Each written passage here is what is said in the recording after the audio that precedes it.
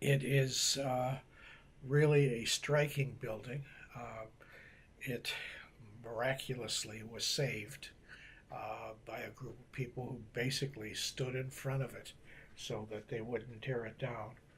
And it has been restored beautifully today. You could get a feel for what it was in its heyday, which would have been uh, through the 1920s into the 1950s.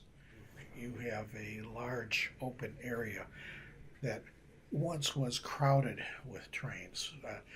14 trains a day went through the depot.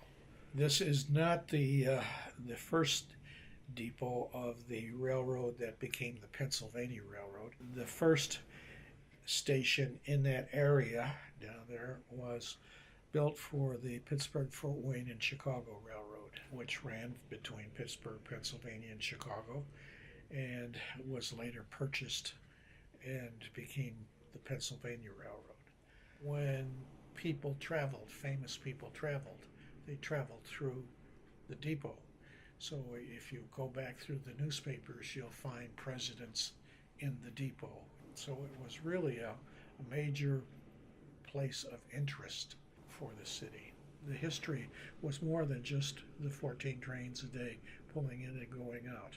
There was a lot of activity in the building. Fort Wayne's railroad history has really been great, and it's still good today, but it's freight, and freight makes money, and passenger trains don't.